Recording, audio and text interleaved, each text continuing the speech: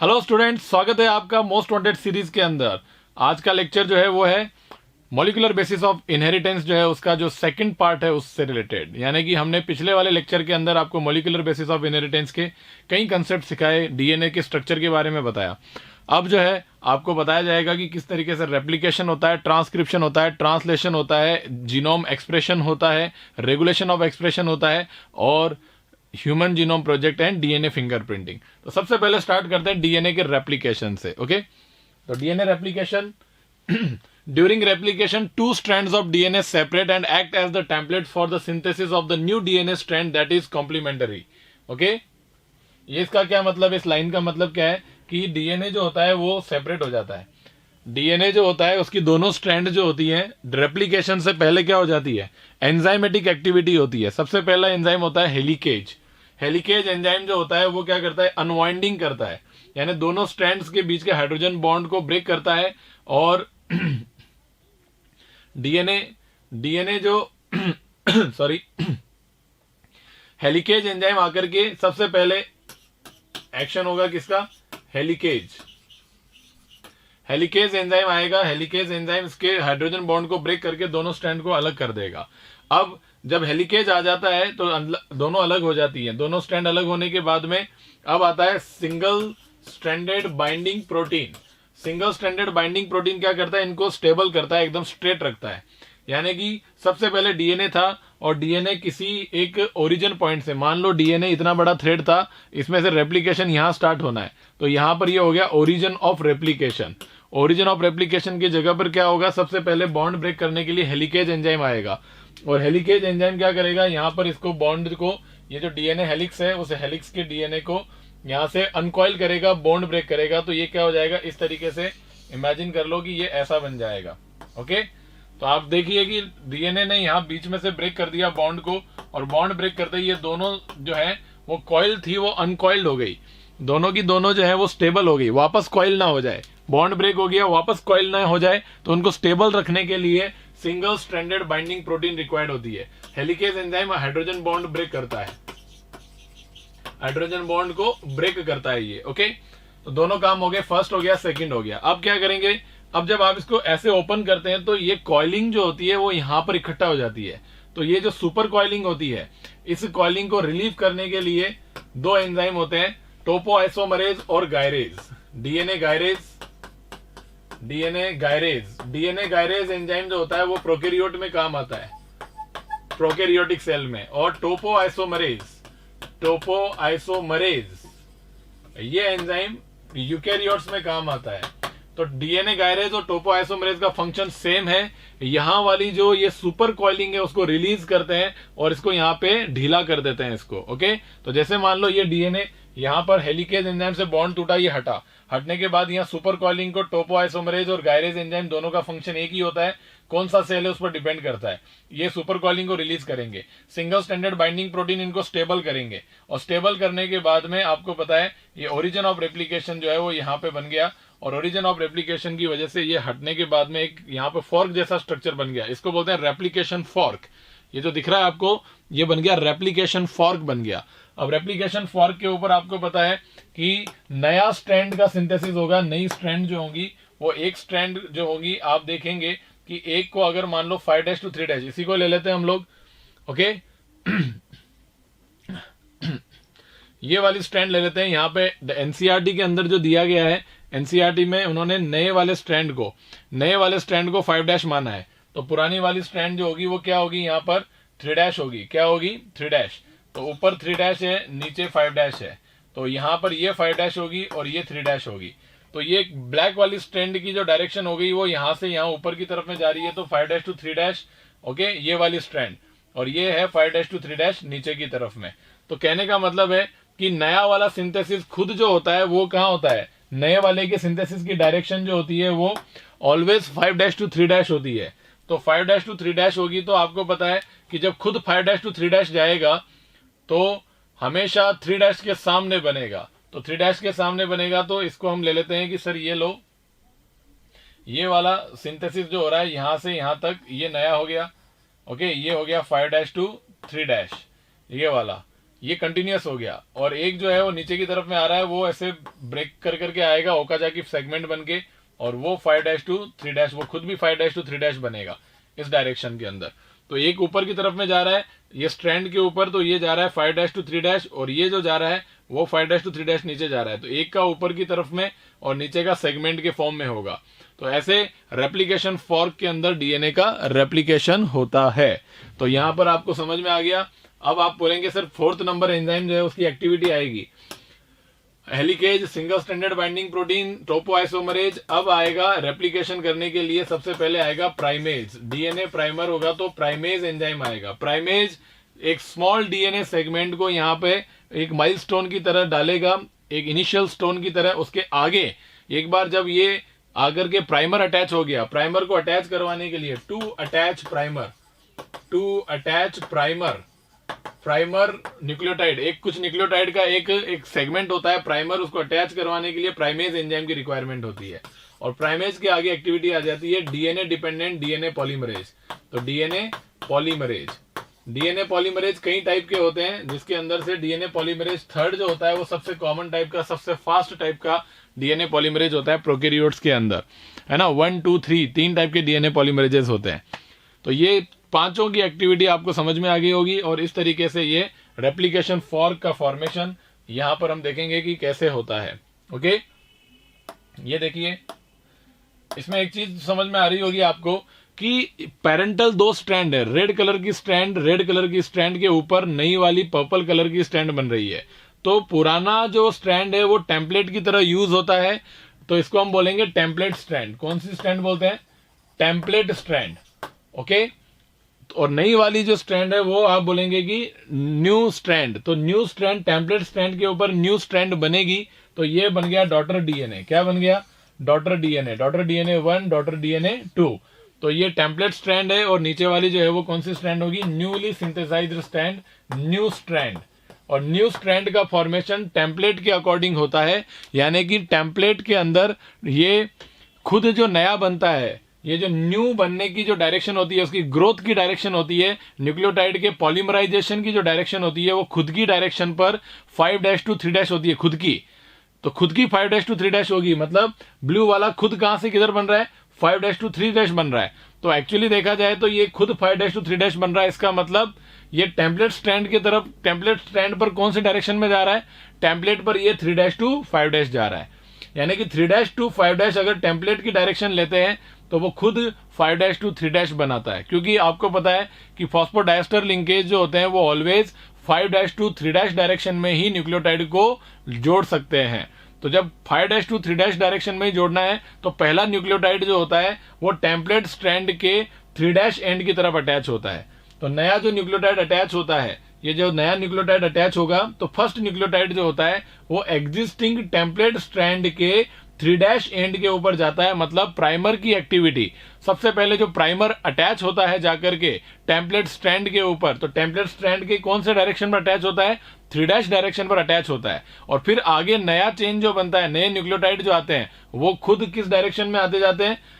इस template strand की 5 की तरफ आते जाते हैं। तो ये टेम्पलेट स्ट्रैंड की तरफ में अगर ये डायरेक्शन काउंट करते हैं तो 3 to 5 हो गई, लेकिन खुद की डायरेक्शन 5 to 3 होती है। तो खुद की डायरेक्शन याद रखिएगा ऑलवेज। Okay, clear?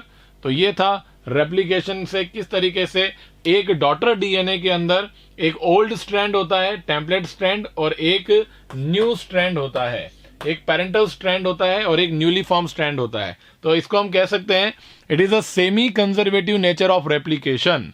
रेप्लिकेशन के अंदर, नए डीएनए के अंदर पूरा का पूरा दोनों स्ट्रैंड नई नहीं होती है, एक ओल्ड होती है और एक न्यू होती है। और न्यू स्ट्रैंड जो होती है वो पुराने स्ट्रैंड के ऊपर प्रेजेंट नाइट्रोजनस बेसेस को कॉम्प्लीमेंट्री नाइट्रोजनस बेसेस यूज करके और यहां पर पॉलीमराइजेशन करती है। ओके, तो ये हो गया कंसेप्ट आपका सेमी कंजर्वेटिव नेचर का। तो लोगों को कंफ्यूजन था कि जो नया डीएनए बनता है डीएनए रेप्लिकेशन से, उसमें ओल्ड स्ट्रैंड होती है या नहीं होती है।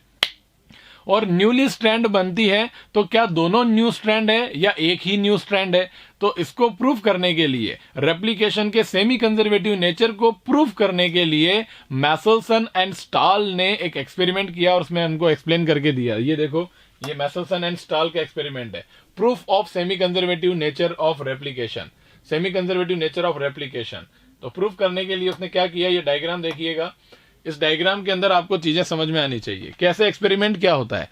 उसने एक्सपेरिमेंट क्या किया कि उसने एक टेस्ट ट्यूब ली, उस टेस्ट ट्यूब के अंदर सीजियम क्लोराइड लिया और सीजियम क्लोराइड के अंदर डीएनए डाला और डीएनए डाल करके उसको सेंट्रीफ्यूगेशन किया। तो सेंट्रीफ्यूगेशन करने पर डीएनए का जो वेट होता है, उसके अंदर जो मॉलिक्यूल्स होते हैं उनके बेसिस पे एक वेट बनता है डीएनए का। तो मान लो एक एक्स वेट है, तो एक्स वेट जो है वो पी पोजीशन पे जाकर के सेंडिमेंट हो जाएगा, है ना। और अगर मान लो कि ज्यादा वेट होगा तो ये बॉटम की तरफ जाता है, और अगर हल्का वेट होगा, है ना, थोड़ा सा वेट कम होगा, तो वो बॉटम से थोड़ा इस तरफ पहले ही सेडिमेंट हो जाता है, दूसरी पोजीशन लेता है। ओके, तब आप देखिए टेस्ट ट्यूब के अंदर सेडिमेंटेशन के अंदर एक लोकेशन बनी, रेड कलर की लोकेशन, और ये देखिए ये जहां से फोर्स लगाया जाता है सेंटर से सबसे दूर है, तो इसका मतलब ये सबसे हैवी है। और इस डीएनए के अंदर, इस डीएनए, ये डीएनए का वेट जो है इस डीएनए से थोड़ा कम है ना। और आप देखिएगा यहां पर ग्रीन कलर का है, और ग्रीन कलर का जो आपको दिख रहा है वो सबसे ज्यादा क्या है, लाइट है। तो ये तो हो गया लाइट और ये हो गया हाइब्रिड। Okay, clear. तो सबसे कम वेट वाला यहां पर है, उससे ज्यादा वेट वाला यहां पर है, और सबसे ज्यादा वेट वाला यहां पे। आपको दिख रहा होगा कि सबसे ज्यादा वेट वाला है, उसके अंदर जो नाइट्रोजनस बेसेस हैं डीएनए में, उसमें जो नाइट्रोजनस बेसेस है उसमें जो नाइट्रोजन यूज किया गया है वो है N15 हेवी आइसोटोप, जिसका वेट, मॉलिक्यूलर वेट ज्यादा है। तो ये इसमें दोनों स्ट्रैंड जो है, ओल्ड स्ट्रैंड और छोड़ो वो तो, डीएनए की दोनों स्ट्रैंड के अंदर जो प्रेजेंट नाइट्रोजनस बेसेस हैं वो दोनों में ही नाइट्रोजन 15 वाले नाइट्रोजनस बेसेस है। ओके, और इसके अंदर नाइट्रोजनस बेसेस है, एक में नाइट्रोजन 14 वाला स्ट्रैंड, एक स्ट्रैंड में नाइट्रोजनस बेस N14 वाले हैं, और दूसरे नाइट्रोजन 15 वाले नाइट्रोजनस बेस हैं दूसरी स्ट्रैंड के अंदर। तो यहां पर हाइब्रिड बोलते हैं इसको। हाइब्रिड मतलब इसमें दोनों स्ट्रैंड अलग अलग हैं, एक स्ट्रैंड के अंदर नाइट्रोजनस बेसेस के अंदर नाइट्रोजन 14 है और दूसरी स्ट्रैंड के नाइट्रोजनस बेसेस के अंदर नाइट्रोजन 15 है, तो ये हाइब्रिड हो गया। और N14 और N14 यहां पर दोनों स्ट्रैंड्स के नाइट्रोजनस बेसेस के अंदर जो नाइट्रोजन है वो नाइट्रोजन 14 वाला है, जिसका वेट लाइट होता है। तो ये लाइट वेट हो गया। तो इसका मतलब अब आपको समझना है कि सेमी कंजर्वेटिव नेचर होता है या नहीं होता है। हम कैसे समझे सर? तो इन्होंने क्या किया, एक ई कोलाई बैक्टीरिया लिया, ई कोलाई बैक्टीरिया के अंदर डीएनए प्रेजेंट है, और ई कोलाई बैक्टीरिया को उन्होंने ग्रो करवाया, एक मीडियम, इस ई कोलाई को तैयार किया उन्होंने, एक ऐसा डीएनए तैयार किया। कैसे तैयार किया इन्होंने इसको? इन्होंने पेट्री डिश के अंदर जो नाइट्रोजन का मीडियम लिया वो लिया N15, है ना। वैसे नॉर्मल नाइट्रोजन 14 होता है, इन्होंने आर्टिफिशियली मीडियम में N15 वाला नाइट्रोजन डाला और इसमें ई कोलाई को ग्रो करने दिया। तो ई कोलाई ने क्या किया कि जब रेप्लिकेशन किया, ई कोलाई ने नए ई कोलाई बनाए, तो नए ई कोलाई का जब कॉलोनी बना तो उसमें जब नाइट्रोजन न्यूक्लियोटाइड्स चाहिए थे, तो न्यूक्लियोटाइड्स के लिए जो नाइट्रोजन चाहिए था उसका सोर्स यहां से मीडियम से मिला, और मीडियम में नाइट्रोजन नाम की चीज क्या थी, नाइट्रोजन 15 थी। तो इन बैक्टीरिया के डीएनए के नाइट्रोजनस बेसेस के अंदर जो नाइट्रोजन यूज हुआ वो रगों रगों में बस गया N15। तो इसका मतलब अब इनमें से कोई एक बैक्टीरिया उठा करके यहां लेके आए, तो इस बैक्टीरिया में जो डीएनए है उस डीएनए के अंदर जहां जहां नाइट्रोजन है वो नाइट्रोजन 15 है। कौन है? हेवी वाला नाइट्रोजन है, जिसको रेड कलर से बताया गया है। तो इसका मतलब अब हमारे पास में एक ई कोलाई है, ये बैक्टीरिया है ई कोलाई। अब ई कोलाई को हमने क्या किया कि तैयार कर लिया। अब हम कंफर्म है कि इस ई कोलाई के अंदर नाइट्रोजन 15 वाला डीएनए प्रेजेंट है।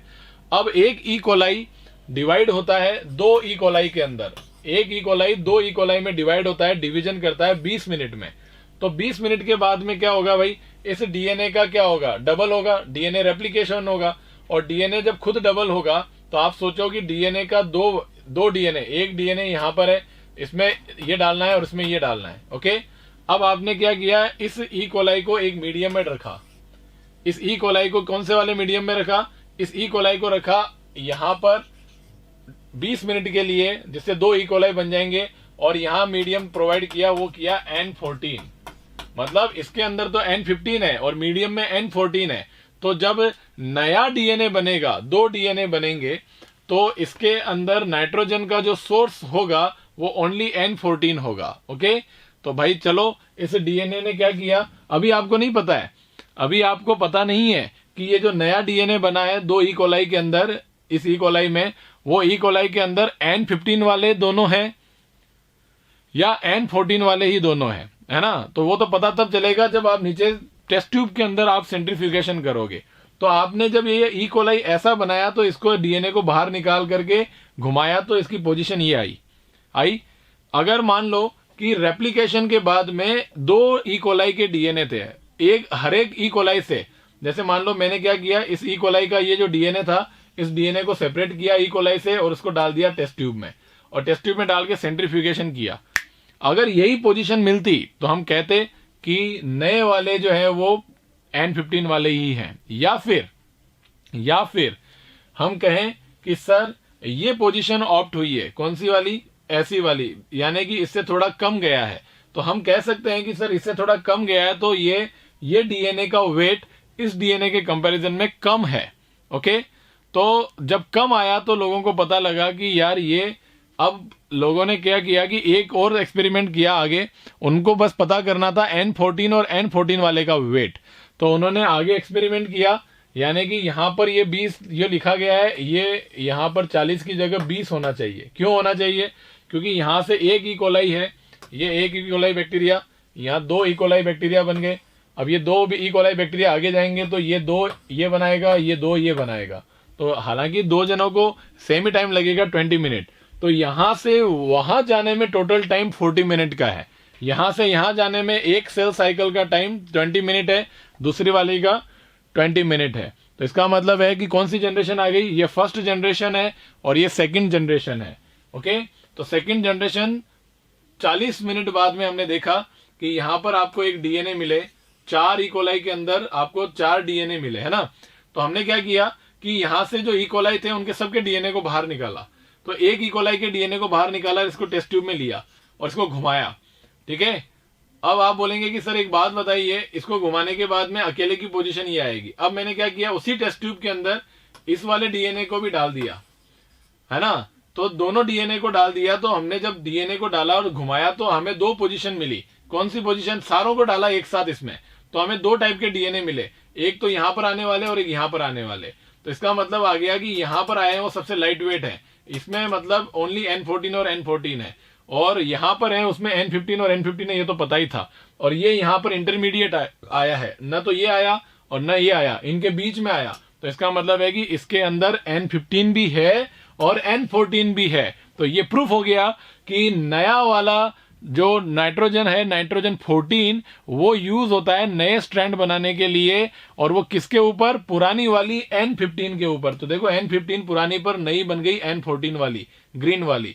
ओके, तो ये होता है सेमी कंजर्वेटिव नेचर को प्रूव कर दिया मैसेल्सन एंड स्टॉल ने। ओके, क्वेश्चन कैसे बनता है, यहां पर आपको बोला जाएगा कि अगर आपने N15 से शुरुआत करी है, शुरुआत बहुत इंपॉर्टेंट है, ये डीएनए जो स्टार्ट किया है वो N15 वाला हेवी डीएनए है। हेवी डीएनए से स्टार्ट करने पर सेकंड जनरेशन के अंदर टोटल कितने ई कोलाई बनेंगे, तो आप पता करेंगे 2 पावर n से। तो 2 power n is equal to x, number of E coli और number of DNA, total number of DNA, new DNA x, और 2 power n, here n is generation, तो 2 पावर 2 रखोगे तो 4 आ जाएगा। सेकंड जनरेशन की बात कर रहा है तो 2 पावर 2 हो गया सेकंड जनरेशन। अब जनरेशन को आपको टाइम में भी दे सकता है, वो बोलेगा कि एक ई कोलाई डिवाइड होता है 20 मिनट में, तो आफ्टर 40 मिनट्स, तो आप देख लो 20 मतलब दूसरी जनरेशन हो गई।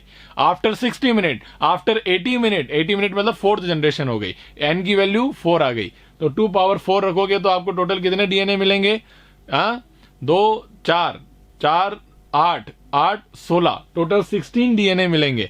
और जो 16 डीएनए मिलेंगे उनके अंदर आपको पूछा जाएगा कि रेशो क्या है डीएनए का, किसके साथ, हाइब्रिड हेवी और अदरवाइज हाइब्रिड लाइट। तो आपने जब स्टार्टिंग के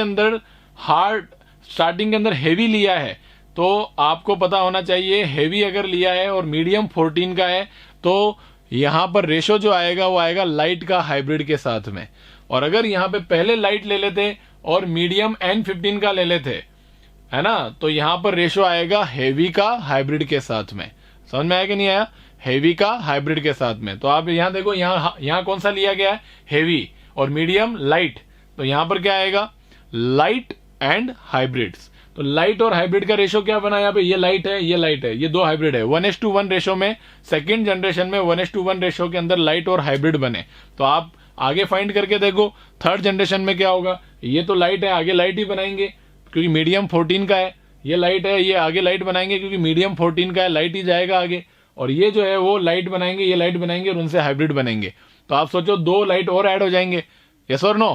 क्योंकि 4 से कितने बनेंगे? 8 बनेंगे ना टोटल। तो 2 लाइट और 2 तो लाइट बन जाएंगे इनसे, लाइट से लाइट और लाइट से लाइट, और आगे जाकर के ये 2 हाइब्रिड, मतलब टोटल 8 में से 2 हाइब्रिड रहेंगे और 6 लाइट रहेंगे। यस और नो? क्लियर? तो 1:3 रेशो के अंदर मिलेंगे, 3 तो लाइट होंगे और 1 हाइब्रिड होगा। ओके, इस तरीके से आप आंसर दे सकते हैं आप लोग। ठीक है, तो ये मेसेल्सन और स्टाल जो है उसका एक्सपेरिमेंट यहाँ पे आपको समझ में आया। ऑब्जर्वेशन आपको समझ में आ ही गया है, कंक्लूजन भी ये है ही। मैकेनिज्म क्या है? Mechanism of DNA replication. DNA replication के मैकेनिज्म की अगर बात करें तो ये मैं आपको बता ही चुका कि यहाँ पर जो होते हैं the DNA replication occur in the S phase. S phase के अंदर होता है सेल साइकिल के। तो मेन एंजाइम जो 5 तरह के एंजाइम बताया उसमें से मेन था डीएनए डिपेंडेंट डीएनए पॉलीमरेज। और आपको पता है कि नए न्यूक्लियोटाइड को ऐड करना होता है, एक न्यूक्लियोटाइड, दूसरा न्यूक्लियोटाइड, तीसरा न्यूक्लियोटाइड। तो ऑलवेज नया न्यूक्लियोटाइड आता है, वो कैसे आता है? Deoxy ribo nucleoside triphosphate. मतलब ये पेंटोज शुगर, ये कार्बन नंबर 1 पे नाइट्रोजन बेस, तो ये पेंटोज है, डीऑक्सी राइबोज पेंटोज। तो डीऑक्सी राइबो न्यूक्लियोसाइड, न्यूक्लियोसाइड का मतलब क्या है? नाइट्रोजन बेस अटैच है। अब इससे पेंटोज यहाँ पे फॉस्फेट अटैच होंगे। तो फॉस्फेट कितने अटैच होंगे? कार्बन नंबर 5 पे 1, 2 और 3। तो ये ऐसा न्यूक्लियोटाइड होता है, नया न्यूक्लियोटाइड होता है जो पुराने वाले न्यूक्लियोटाइड पे, ये जो पुराना वाला न्यूक्लियोटाइड है, यहाँ पे फॉस्फेट अटैच है, यहाँ पे नाइट्रोजन बेस अटैच है, और यहाँ पर पीछे की तरफ में ये वाला आएगा। तो ये 2 बॉन्ड निकलेंगे और ये अटैच हो जाएगा यहाँ पर आकर के इस तरीके से। ओके, तो ये बन गया फॉस्फोडाइस्टर लिंकेज। ये 3 फॉस्फेट निकल गए। तो ये जो चेन की ग्रोथ होगी वो कौन सी डायरेक्शन में होगी? 5' आगे 3' डायरेक्शन में ग्रोथ करेगा because of phosphodiester bond nature की वजह से। ओके, तो सर न्यूक्लियोटाइड्स जो होते हैं सबसे पहले रेडी होते हैं, ट्राइफॉस्फेट बनाया जाता है न्यूक्लियोटाइड्स को। पहले न्यूक्लियोटाइड्स में जब फॉस्फेट अटैच कर रहे होते हैं तो 3 फॉस्फेट को अटैच किया जाता है H3PO4 की हेल्प से। और यहाँ पर जो होते हैं वो एंजाइम वर्क करते हैं और न्यूक्लियोटाइड्स को प्रिपेयर किया जाता है जीवन के अंदर ट्राइफॉस्फेट्स के फॉर्म में। तो ये ट्राइफॉस्फेट्स हो गए, इनको बोलते हैं DNTPs। और ये serve dual purposes, act as the substrate, खुद आगे जाकर के जुड़ेंगे भी, एक तो सबस्ट्रेट भी है और दूसरा provides energy to the polymerization reaction. तो ये जो पॉलीमराइजेशन होता है उसके लिए एनर्जी भी प्रोवाइड करते हैं फॉस्फोडाइस्टर लिंकेज बनाने के लिए। तो ये ड्वेल फंक्शन यहाँ पे हमको, यहाँ पर डीऑक्सी राइबो न्यूक्लियोटाइड्स ट्राइफॉस्फेट्स, इनका हमें समझ में आ गया। DNA replication begins at the specific site that call the origin of replication. Replication fork क्या चीज है? During replication the 2 strands does not completely open up, यानी कि 2 स्ट्रैंड एकदम पूरी नहीं ओपन होती है। अभी बताया था मैंने आपको, ये बीच में से ऐसे ओपन होता है। ओके, इतना सा ही, पूरा नहीं ओपन होता। Instead a small portion of open up where the replication occur, this site is called the replication fork. ये है रेप्लिकेशन फॉर्क, इस तरीके से यहां से ओपन हो गया, ये रेप्लिकेशन फॉर्क है, ओरिजिन ऑफ रेप्लिकेशन। तो आपको यहाँ पे रेप्लिकेशन फॉर्क दिख रहा है आपको, क्लियर? तो इसमें देखो ये लेफ्ट हैंड साइड वाली स्ट्रैंड का डायरेक्शन क्या है? 5' to 3' और इसका 5' to 3' इस तरफ है। तो नया स्ट्रैंड का खुद का डायरेक्शन ऑलवेज कैसा होता है? 5' to 3' होता है। तो नए न्यूक्लियोटाइड को सबसे पहले अटैच होना है तो वो कहां पर अटैच होगा? जब खुद को 5' to 3' जाना है तो टेम्पलेट के 3' पे अटैच होना पड़ेगा, एंटी पैरेलल को संभालना पड़ेगा। तो ऑलरेडी जो एग्जिस्ट कर रही है टेम्पलेट स्ट्रैंड, उसके 3' को ढूंढो। तो ऊपर तो 5' ऐसा 5' है, ये रहा 3'। तो सबसे पहला न्यूक्लियोटाइड यहां लगेगा, फिर दूसरा वाला यहां, फिर तीसरा यहां, फिर चौथा यहां, फिर 5वां यहां। खुद की डायरेक्शन क्या बन गई? 5' to 3' बन गई। फिर आप देखिए टेम्पलेट के 3' को ढूंढो, ये 3' इस तरफ है, ये इस तरफ, तो नया वाला न्यूक्लियोटाइड यहाँ लगा, फिर यहाँ लगा, फिर बीच में गैप आ गया, फिर लगा, फिर लगा, फिर गैप आ गया, फिर लगा, फिर लगा। इनको बोलते हैं ओकाजाकी सेगमेंट। क्या बोलते हैं? Okazaki segment. और ओकाजाकी सेगमेंट को आपस में जोड़ दिया जाता है डीएनए लाइगेज के थ्रू। किसके थ्रू? डीएनए लाइगेज के थ्रू। क्लियर है या नहीं है? तो ये जो स्ट्रैंड बन रही है नई वाली, ये कंटिन्यूअस स्ट्रैंड है, कंटिन्यूअस सिंथेसिस हो रहा है, इसलिए इसको बोलते हैं लीडिंग स्ट्रैंड। और ये जो नीचे नई वाली जो बन रही है और ये जो डिसकंटिन्यूअस नई फॉर्मेशन हो रही है उसको बोलते हैं डिसकंटिन्यूअस स्ट्रैंड और लैगिंग स्ट्रैंड। तो नई वाली स्ट्रैंड है लैगिंग स्ट्रैंड और ये है लीडिंग स्ट्रैंड। ओके, तो लीडिंग स्ट्रैंड और लैगिंग स्ट्रैंड। अब आपको डायरेक्शन पूछेंगे लीडिंग स्ट्रैंड और लैगिंग स्ट्रैंड की, तो आपको लीडिंग स्ट्रैंड की डायरेक्शन जब देनी होती है तो टेम्पलेट के रेफरेंस में बताना पड़ता है। किसके? टेम्पलेट के रेफरेंस में। तो लीडिंग की रेफरेंस बताइए और लैगिंग की रेफरेंस बताएंगे। तो आप बोलेंगे सर एक बात बताओ, इसकी डायरेक्शन मान ले 3' to 5' है ना, तो लैगिंग की डायरेक्शन क्या होगी? तो आप बोलेंगे सर इधर से इसकी नीचे लेके आ जाओ। अबे नहीं, आपको डायरेक्शन देनी है एक ही डायरेक्शन में, इस डायरेक्शन में आंसर दो। तो इस डायरेक्शन के अंदर टेम्पलेट स्ट्रैंड की इसकी डायरेक्शन क्या है? 3' to 5'। तो इस डायरेक्शन में ये क्या है? 3' to 5' है। ओके, और इस डायरेक्शन में नीचे से ऊपर जाना है, तो इस वाले की डायरेक्शन क्या है? इस वाले की डायरेक्शन है 5' to 3'। तो नीचे से ऊपर जब जा रहे हो तो लेफ्ट हैंड वाली साइड का डायरेक्शन जो है ब्लू वाली टेम्पलेट स्ट्रैंड का वो है 3' to 5'। तो इसका मतलब है कि ये 3' to 5' डायरेक्शन के अंदर ये जो नई बन रही है इसको हम बोलेंगे लीडिंग स्ट्रैंड। तो लीडिंग स्ट्रैंड की डायरेक्शन अगर कोई पूछता है आपसे, लीडिंग स्ट्रैंड की डायरेक्शन जब कोई पूछे आपसे तो वो रेफरेंस दिया जाता है टेम्पलेट स्ट्रैंड का, तो वो होगा 3' to 5'। ओके, और लैगिंग स्ट्रैंड जो होती है वो होती है 5' to 3'। Okay, clear? 5' to 3'। चलो जी, ये डायग्राम देख लीजिए आप लोग, अगर समझ में आया तो आपको लीडिंग स्ट्रैंड और लैगिंग स्ट्रैंड समझ में आ रही हो। क्योंकि लीडिंग स्ट्रैंड जो होती है वो हमेशा क्या होती है? 3' to 5'। तो लीडिंग स्ट्रैंड 3' to 5' है क्या? ये देखो लीडिंग स्ट्रैंड है, ये बन रही है इस डायरेक्शन में, तो ये हो गई लीडिंग स्ट्रैंड जो होती है वो टेम्पलेट स्ट्रैंड के रेफरेंस में। किसके रेफरेंस में? लीडिंग स्ट्रैंड यहां से शुरू हुई है, यहां जा रही है। Okay, clear? तो लीडिंग स्ट्रैंड की डायरेक्शन जो है वो क्या होगी? इधर 3' है, क्योंकि आपको पता है कि नया चेन जो ग्रो करता है वो किधर करता है? नया चेन का जो ग्रोथ का डायरेक्शन होता है वो किधर होता है? ये नीचे से बन के आ रहा है। कहां गया वो? ये एंड पॉइंट है, this is called and, this is and, और यहां स्टार्ट है। इधर नीचे कहीं ना कहीं तो क्या हो रहा है? स्टार्ट हो रहा है, ये स्टार्ट। ये रेप्लिकेशन फॉर्क है, डीएनए अलग हुआ है ना? और डीएनए अलग होने के बाद में आपने देखा कि इधर इस डीएनए का जो ब्लू कलर का स्ट्रैंड है वो है नीचे, ऊपर यहाँ 3' और ऊपर 5'। ओके, और ये नीचे यहां पर ये खुद 5' है ब्लू कलर का और 3' उधर है। ओके, अब आप देखिए कि लीडिंग स्ट्रैंड की डायरेक्शन क्या थी? लीडिंग स्ट्रैंड की डायरेक्शन है 3' to 5'। टेम्पलेट के लिए बताना है, टेम्पलेट के लिए। तो टेम्पलेट यानी कि ब्लू कलर का 3' to 5' किधर है? ये रहा, ये रहा, ये 3' to 5'। और इसी डायरेक्शन में ये कौन सा है? ये है 5' to 3'। कौन सा वाला? ब्लू वाला स्ट्रैंड, ब्लू वाला स्ट्रैंड इस डायरेक्शन में। तो जब 3' to 5' लीडिंग स्ट्रैंड होता है तो आपको पता है नया वाला तो 5' to 3' ही बनेगा। तो यहां से स्टार्ट हो रहा है नया वाला 5' और इधर बंद हो रहा है 3'। Okay, 5' to 3'। और ये भी 5' to 3' बनेगा, तो ये इस डायरेक्शन में जाएगा 5' to 3'। और ये नए डायरेक्शन के अंदर है। अब आप देखिए यहाँ पे प्राइमर, आपको कई सारे प्राइमर दिख रहे होंगे, है ना?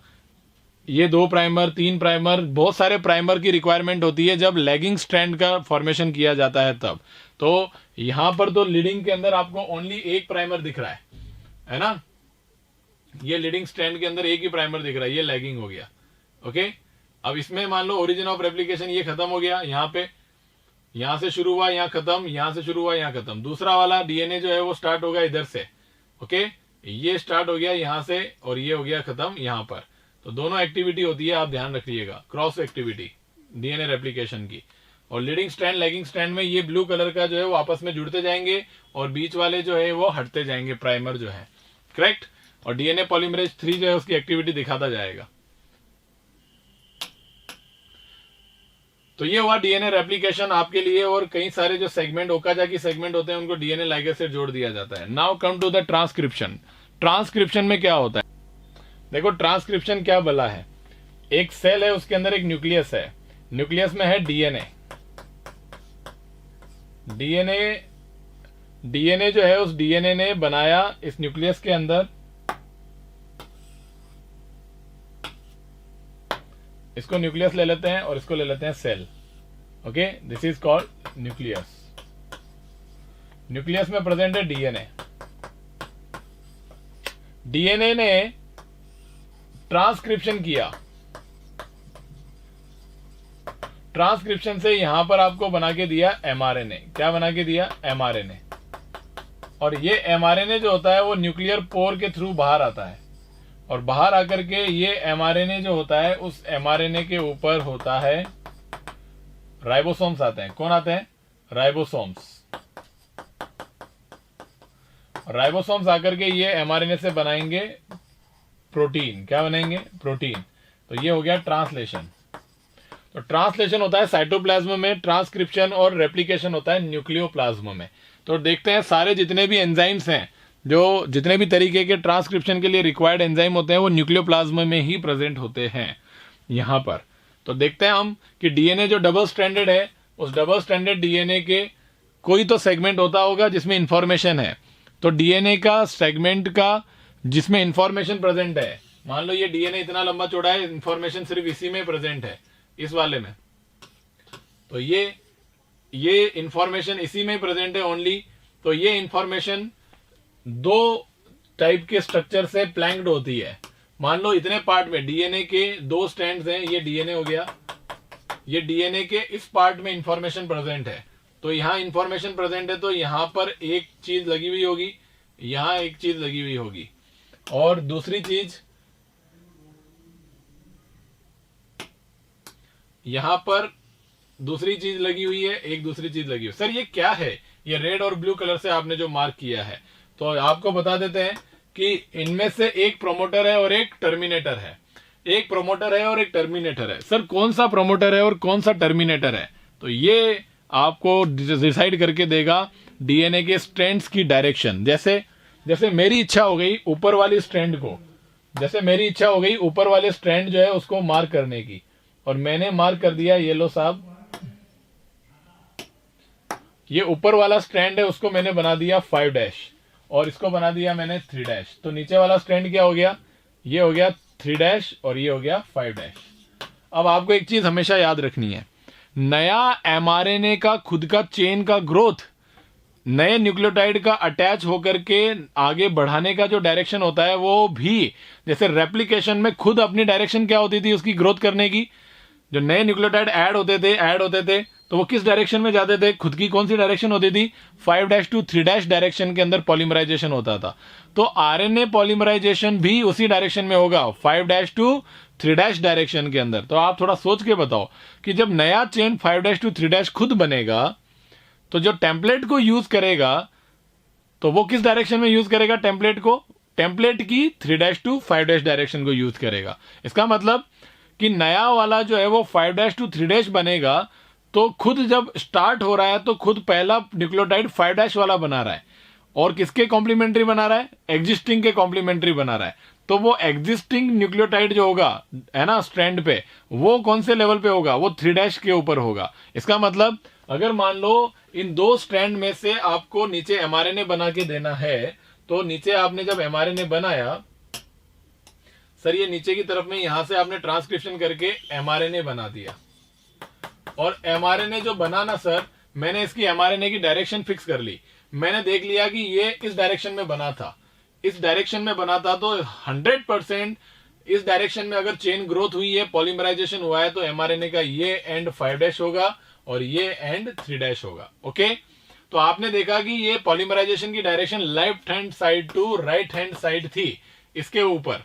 तो सर इसके ऊपर जब डीएनए के ऊपर ये left hand side to right hand side के अंदर पॉलीमराइजेशन हुआ है, तो खुद 5' to 3' बना है।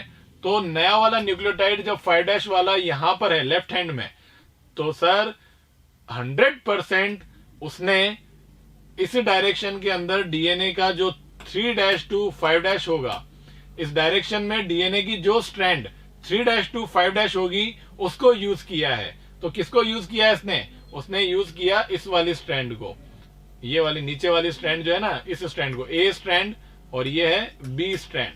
तो उसने जब खुद 5' to 3' लेफ्ट टू राइट बना, तो फिर 5' to 3' ये इनमें से डीएनए के खुद के 5' to 3' पे तो बन नहीं सकता है।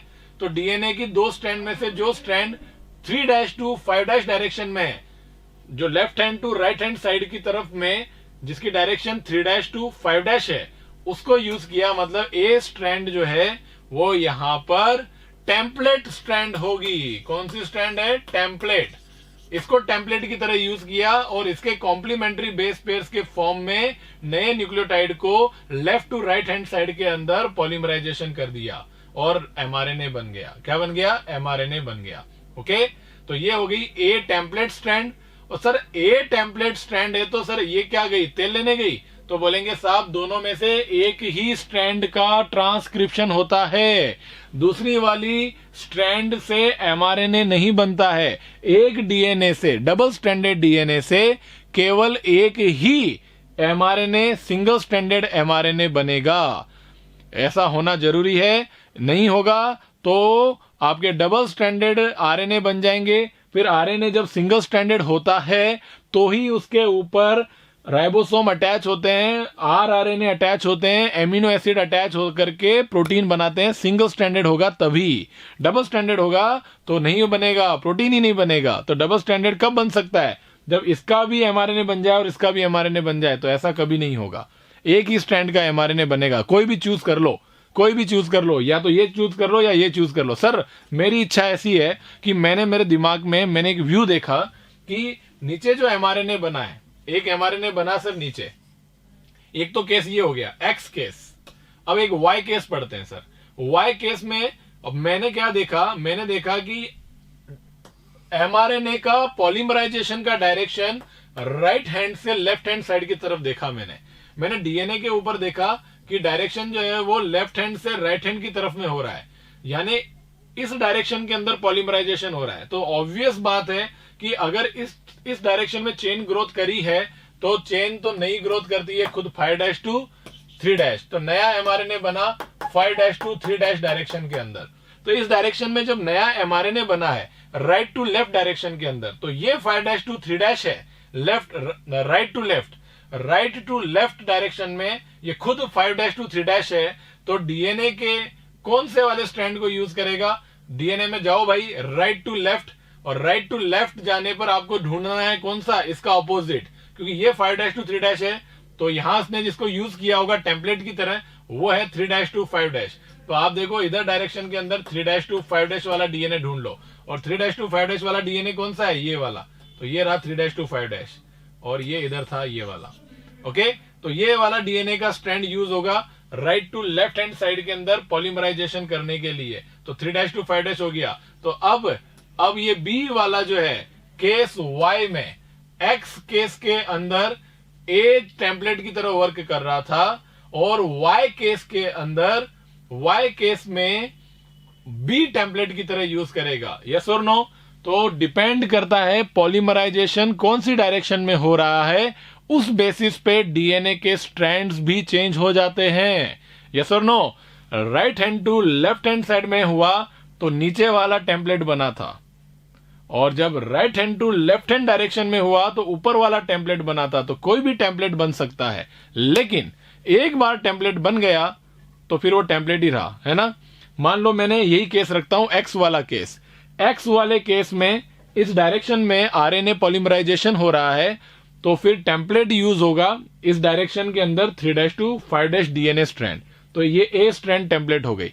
तो सर जब इस डायरेक्शन में जब ए स्ट्रैंड टेम्पलेट हो गई तो बी स्ट्रैंड का क्या नाम होगा? तो बी स्ट्रैंड का नाम होगा कोडिंग स्ट्रैंड। क्या नाम होगा? कोडिंग स्ट्रैंड नाम होगा। सर एक बात बताओ, टेम्पलेट का नाम तो समझ में आ रहा है कि वो एक टेम्पलेट प्रोवाइड कर रही है नए एमआरएनए को बनने के लिए, उसको कोडिंग क्यों बोला? दिमाग लगाओ। इस स्ट्रैंड का कॉम्प्लीमेंट्री कौन है? ये एमआरएनए है।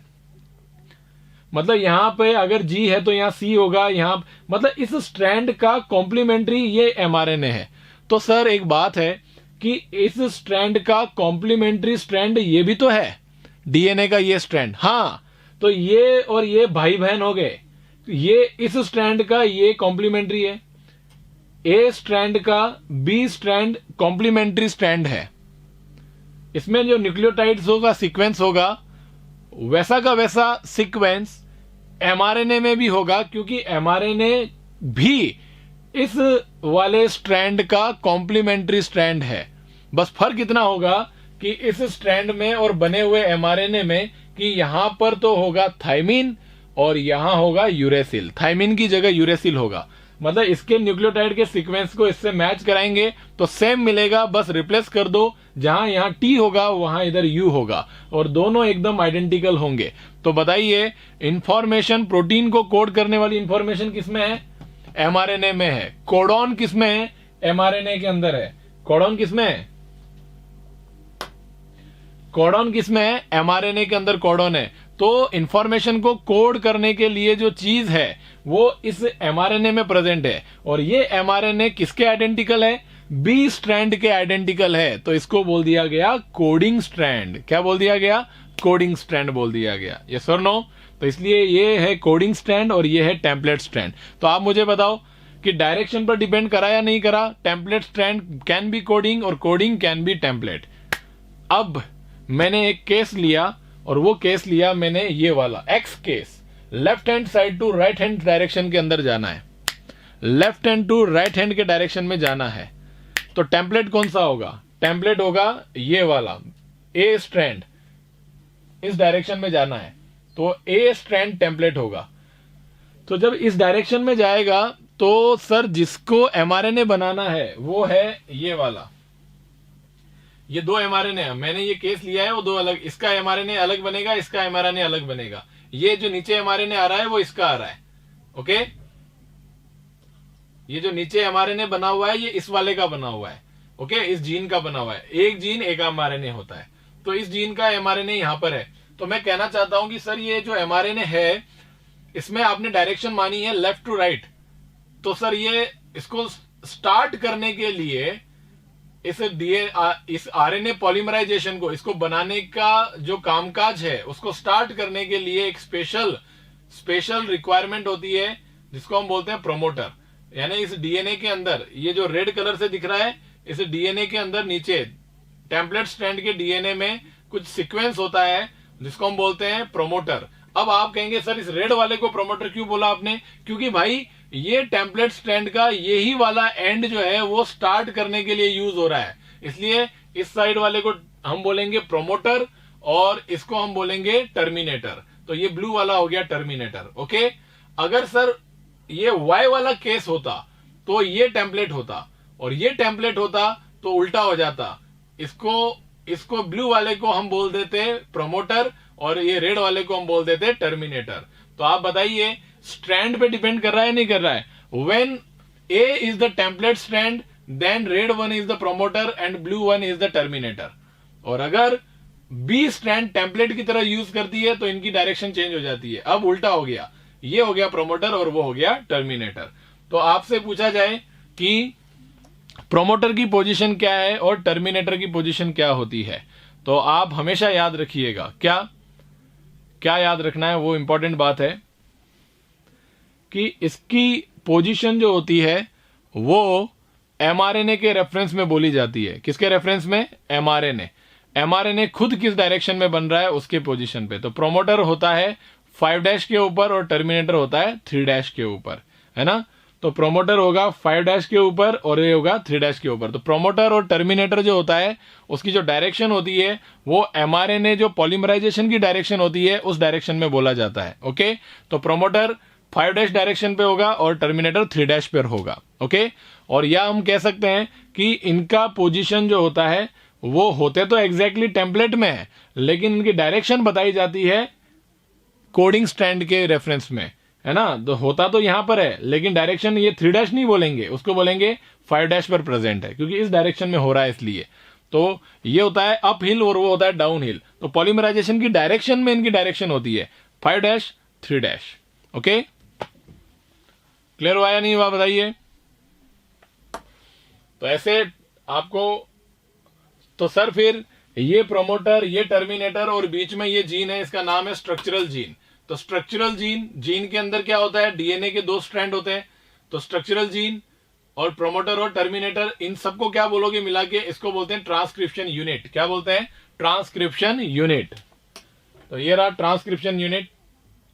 ट्रांसक्रिप्शन यूनिट में क्या होता है, promoter beginning of the transcription, RNA polymerase binding site, structural gene part of the DNA that actually transcribed, जिसका ट्रांसक्रिप्शन एक्चुअली होता है, और terminator end of the transcription. Structural gene template और coding strand. Template strand DNA strand with polarity 3' to 5' always. Coding strand polarity with 5' to 3'। The sequence of RNA same that with the coding strand. All the reference point while the defining a transcription unit is made with the coding strand. तो जो भी आपको पूछना है, जो भी चीज को आपको बताना है, वो कोडिंग स्ट्रैंड के रेफरेंस में बोला जाता है। तो आपको पता है कि डीएनए की ये नया डायरेक्शन जो होता है वो 5' to 3' होता है। तो प्रोमोटर कहाँ होगा, 5' एंड पर होगा, टर्मिनेटर 3' एंड पर होगा। ओके, तो जितने भी रेफरेंसेस होते हैं वो कोडिंग स्ट्रैंड के रेफरेंस में बोले जाते हैं। प्रोमोटर आरएनए पॉलीमरेज बाइंड करता है, located at the 5' end of the upstream region, है ना। अपस्ट्रीम, अपस्ट्रीम क्यों, यहां से स्टार्ट हुआ, इधर गया, यहां खलास हो गया, तो स्टार्ट हुआ तो अपस्ट्रीम, और डाउनस्ट्रीम जो होता है वो होता है टर्मिनेटर, और अपस्ट्रीम होता है प्रोमोटर। ओके ओके, तो अपस्ट्रीम रीजन ये स्ट्रक्चरल जीन है, ये स्ट्रक्चरल जीन इतना हो गया, इसके सामने कुछ सीक्वेंस होगा वो प्रोमोटर होगा, इसके नीचे की सीक्वेंस होगा वो होगा टर्मिनेटर। टर्मिनेटर ट्रांसक्रिप्शन एंड होता है, 3' एंड के ऊपर होता है, और downstream to the structural gene. Okay, this is the site where the termination factor, तो देखो टर्मिनेशन फैक्टर कौन होता है, rho factor binds the to the RNA polymerase. तो ये ऐसी साइट होती है, टर्मिनेटर ही एक ऐसी साइट है जहां पर आरएनए पॉलीमरेज से रो फैक्टर जो होता है टर्मिनेशन फैक्टर बाइंड होता है। Transcription unit and the gene, gene क्या होता है, gene sequence which code for the tRNA rRNA molecule. Okay, mRNA भी होगा, कहां गया mRNA। जीन जो होता है वो डीएनए का एक सीक्वेंस होता है जो किस किस को कोड करता है भाई, rRNA को, tRNA को, mRNA को, सबको बनाने वाला जीन होता है। सिस्ट्रॉन क्या चीज होती है, cistron segment of DNA that contains the genetic code for a single polypeptide. मतलब सिस्ट्रॉन का मतलब होता है कि आपके डीएनए के अंदर एक इतना सा सेगमेंट है जो एक सिंगल टाइप की प्रोटीन बनाएगा। ओके, जिसके अंदर क्या होता है, जेनेटिक कोड्स होते हैं। क्या होते हैं, जेनेटिक कोड्स, मतलब इंफॉर्मेशन। जेनेटिक कोड की बजाय इसमें इंफॉर्मेशन लिखेंगे तो ज्यादा अच्छी होती है।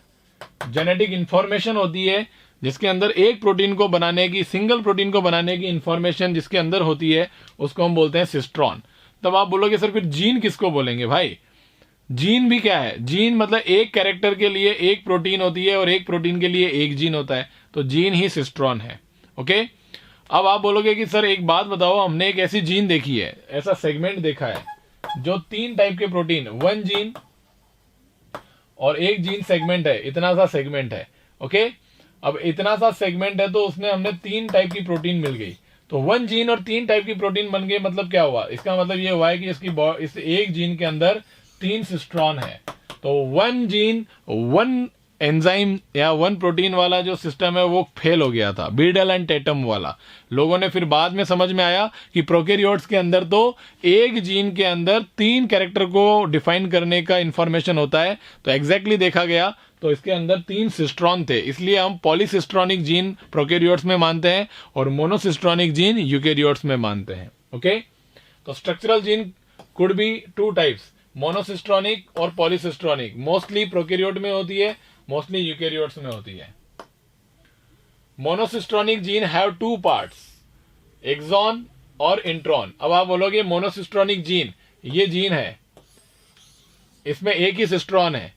अब आप बोलोगे सर सिस्ट्रॉन जो होता है उसमें तो इंफॉर्मेशन होती है। अरे भाई, ये सिस्ट्रॉन था, इसकी इंफॉर्मेशन को डीएनए में डाला तो इसको ब्रेक कर दिया गया 3 सेगमेंट में। ये लो साहब, ये 3 सेगमेंट 1, 2 और 3, एक्चुअल इंफॉर्मेशन इसमें है, लेकिन ये बिखर गई, बीच में जो है वो इंटरप्ट हो गई किसी से, तो इनको तो बोल दिया इंट्रॉन। और ये जो सिस्ट्रॉन जो दिख रहा है आपको, मोनोसिस्ट्रॉनिक जीन है ना, तो आपने देखा कि ये जो जीन है उसमें एक ही सिस्ट्रॉन है और एक सिस्ट्रॉन बिखर गया है, तो काम की जो चीज है वो है एक्सॉन। ये है एक्सॉन। एक्सॉन जो है वो बाइंड हो जाएंगे आगे जाकर के। ओके, ये एक्सॉन, ये एक्सॉन, और ये बिना काम के हैं बीच में इंट्रॉन।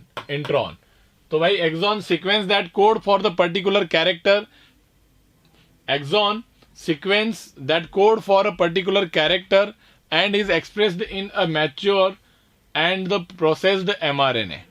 तो ठीक है जी, तो एक पर्टिकुलर कैरेक्टर को एक्सप्रेस करता है और मैच्योर्ड और प्रोसेस्ड mRNA के अंदर एक्सप्रेस हो जाता है। Okay, clear?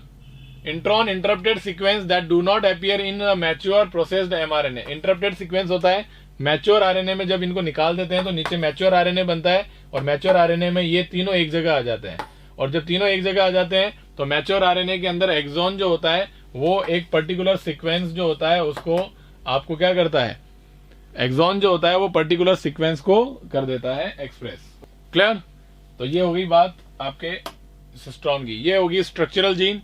इसमें आप देख सकते हैं प्रोमोटर है, टर्मिनेटर है, ट्रांसक्रिप्शन की डायरेक्शन दे दी है, तो इसका मतलब नया एमआरएनए जो बनेगा वो एमआरएनए इधर से इधर बन रहा है, तो ये 5' to 3', तो 5' to 3' बनेगा, तो डीएनए का 3' to 5' टेम्पलेट होगा।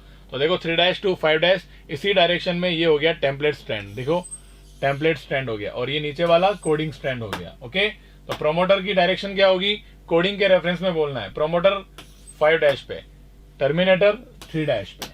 ओके, तो ये हो गया कीमिक structure of transcription unit.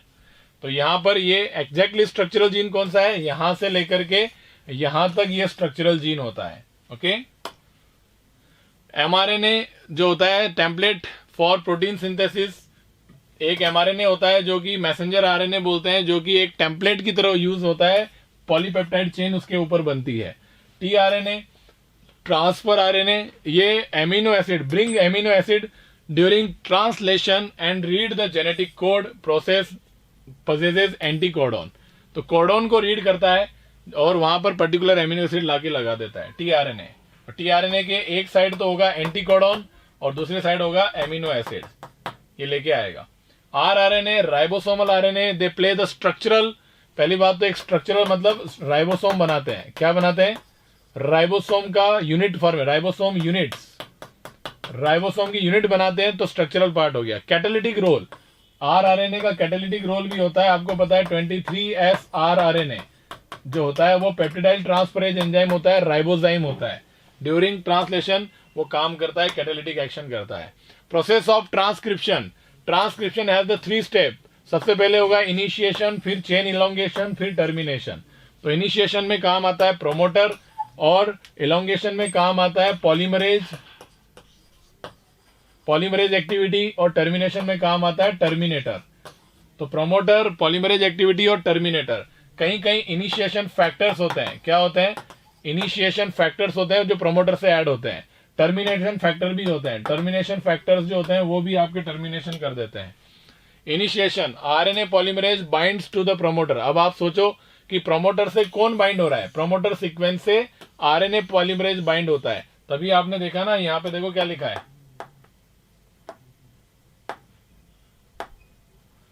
The region of DNA. DNA के ऊपर एक कुछ ऐसा सीक्वेंस और ऐसा रीजन जहां पर आरएनए पॉलीमरेज आकर के बाइंड होता है। Okay,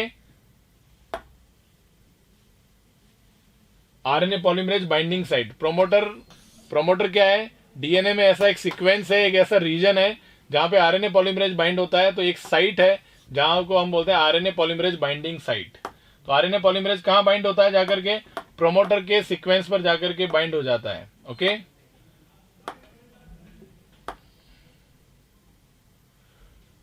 process is catalysed by the DNA dependent RNA polymerase. तो ध्यान रखना, प्रोसेस में जो एंजाइम होता है वो डीएनए के ऊपर डिपेंडेंट आरएनए पॉलीमरेज होता है। It associate transiently with the initiation factor and to initiate the process. तो इट एसोसिएट, इनिशिएशन जो होता है वो किससे एसोसिएटेड होता है, ट्रांजिएंटली विथ इनिशिएशन फैक्टर, जिसको हम बोलते हैं sigma factor, to initiate the process. तो इस कैटालाइजेशन को, या फिर हम बोलेंगे कैटालिटिक एक्टिविटी को, पॉलीमराइजेशन को स्टार्ट करने के लिए प्रोमोटर से आरएनए पॉलीमरेज का बाइंड होना जरूरी है। साथ ही साथ में ये इनिशिएशन फैक्टर जरूर होना चाहिए, उसके बिना प्रोसेस स्टार्ट नहीं होगा, पॉलीमराइजेशन स्टार्ट नहीं होगा। RNA polymerase uses nucleoside triphosphate, ये भी खुद न्यूक्लियोसाइड ट्राइफॉस्फेट यूज करता है as a substrate to polymerize the new strand following the role of complementarity. तो कॉम्प्लीमेंटरिटी का मतलब एक प्यूरिन के सामने पायरिमिडीन ही आएंगे। अब termination, on reaching the terminator region, जब टर्मिनेटर रीजन जो होता है, जो सीक्वेंस होता है, वहां पर RNA polymerase associates with the termination factor. तो पॉलीमरेज प्रोमोटर के साथ में आरएनए पॉलीमरेज सिग्मा फैक्टर के साथ एसोसिएट होता है और टर्मिनेटर के साथ वो रो फैक्टर के साथ में अटैच होता है। और as a result of this nascent RNA falls off and also the RNA polymerase. तो फिर वहां से जो नया आरएनए बना है वो वहां से निकल जाता है, हट जाता है, और साथ ही साथ आरएनए पॉलीमरेज भी हट जाता है उस डीएनए के ऊपर से, और this result in the termination of the process. अब प्रोकैरियोटिक ट्रांसक्रिप्शन क्या होता है? तो ये प्रोकैरियोटिक ट्रांसक्रिप्शन के अंदर mRNA do not required any processing to the become active. तो एमआरएनए जो बन गया है वो एक्टिव ही है, उसके ऊपर प्रोटीन सिंथेसिस हो सकता है। ओके, तो क्या होता है कि as there is no separate nucleus in the prokaryotes, prokaryotes में कोई न्यूक्लियस सेपरेट होता नहीं है, साइटोप्लाज्म में ही प्रेजेंट है, तो translation can begin before the transcription is completed. तो ट्रांसक्रिप्शन कंप्लीट हुआ नहीं, उससे पहले ही वो एक्टिव हो गया, एक्टिव बनता है, उसमें मॉडिफिकेशन की रिक्वायरमेंट नहीं है, और जब मॉडिफिकेशन की रिक्वायरमेंट नहीं है तो फिर हम कह सकते हैं कि वो डायरेक्टली वहां न्यूक्लियस नहीं होने की वजह से और डायरेक्टली एक्टिव बनने की वजह से ट्रांसक्रिप्शन खत्म होने से पहले ही ट्रांसलेशन स्टार्ट हो जाता है। तो 10 इसके 2 रीजन हो गए कि क्यों ट्रांसक्रिप्शन खत्म होने से पहले ही स्टार्ट हो जाता है। तो रीजन पहला कि यहां पर एमआरएनए जो नया बनता है वो डायरेक्टली एक्टिव बनता है, उसको मॉडिफिकेशन की रिक्वायरमेंट नहीं है, और दूसरा यहां पर न्यूक्लियस जो है वो प्रेजेंट नहीं होता है। 10 इन प्रोकैरियोट्स। तो ज्यादा इंपॉर्टेंट रीजन क्या जाएगा? ज्यादा इंपॉर्टेंट रीजन ये है कि वहां पर अगर मान लो एक्टिव भी बनता, अगर न्यूक्लियस होता तो फिर भी नहीं होता, है ना। तो एक्टिव ज्यादा रीजन नहीं है, एक्टिव बनने के बावजूद भी नहीं हो सकता था, न्यूक्लियस होता तो एक्टिव बन गया, और दूसरा न्यूक्लियस नहीं है। ये ज्यादा इंपॉर्टेंट है कि न्यूक्लियस नहीं होने की वजह से सारा कनेक्टिविटी एक साथ है, तो ट्रांसक्रिप्शन खत्म होगा, उससे पहले ट्रांसलेशन शुरू हो जाएगा न्यूक्लियस नहीं होने की वजह से। 10 in prokaryotes transcription and translation are coupled, दोनों एक साथ होते रहते हैं। ये डायग्राम आपको पता ही है, आरएनए पॉलीमरेज के साथ में सिग्मा फैक्टर ऐड होगा तब चालू होगा, फिर ये चेन इनिशिएशन इलोंगेशन में ये कंप्लीट जाता रहेगा, है ना, सिग्मा फैक्टर हट जाएगा, फिर टर्मिनेशन के ऊपर पहुंचेंगे, टर्मिनेशन सीक्वेंस के ऊपर पहुंचते ही यहां पर आप देखिए आरएनए पॉलीमरेज हट गया रो फैक्टर अटैच होने से, और यहां भी फॉल ऑफ हो गया और ये भी फॉल ऑफ हो गया, बैक्टीरिया के अंदर टर्मिनेशन हो गया। यूकैरियोटिक ट्रांसक्रिप्शन, तो आपको पता है आरएनए पॉलीमरेज ओनली एक ही टाइप का आरएनए पॉलीमरेज प्रोकैरियोट्स के अंदर सारे काम करता है सिग्मा और रो फैक्टर के साथ मिलकर के। लेकिन आप यूकैरियोटिक ट्रांसक्रिप्शन की अगर बात करें तो आप देखेंगे कि सिंपली आपको दिखेगा कि 3 टाइप के आरएनए मिलेंगे, आरएनए पॉलीमरेज 1, आरएनए पॉलीमरेज 2 और आरएनए पॉलीमरेज 3। 1 किसको ट्रांसक्राइब करता है? आरएनए पॉलीमरेज 1 जो होता है वो आरआरएनए बनाता है।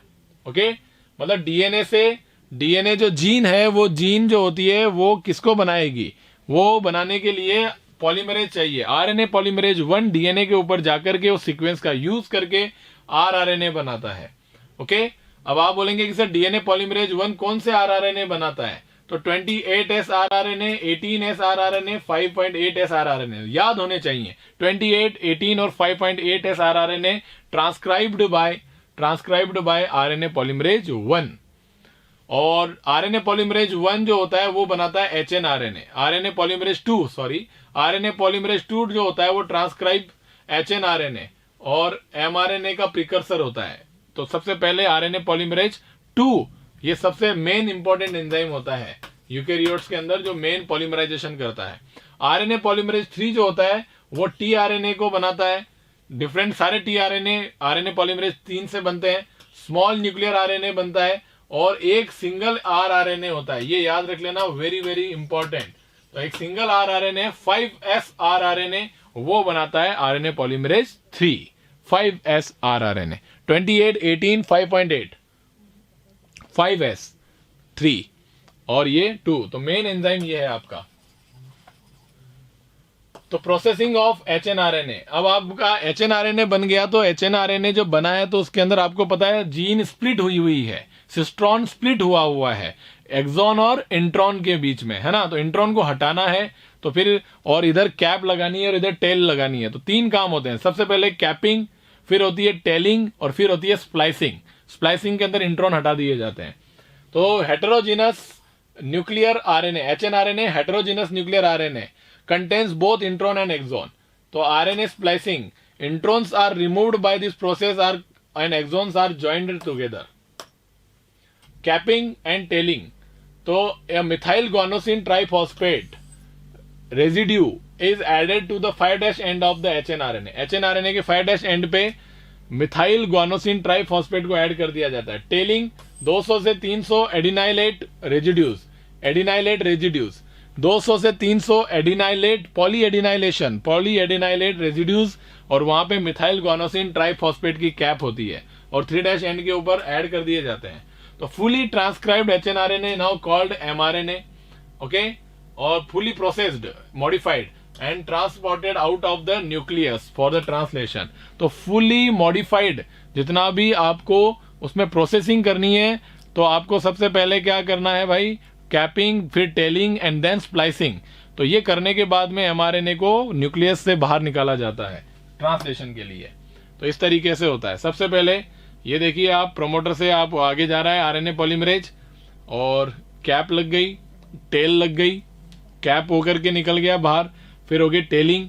तो पहला तो हो गया कैपिंग, ओके, फिर दूसरा होता है टेलिंग को बोलते हैं पॉलीएडिनाइलेशन, ये होता है फर्स्ट कैपिंग, है ना। मिथाइल ग्वानोसिन ट्राइफॉस्फेट 5' एंड के ऊपर पॉली ए टेल पॉलीएडिनाइलेट टेल बनती है, इसको सेकंड पॉलीएडिनाइलेशन बोलते हैं, टेलिंग भी बोलते हैं इसको।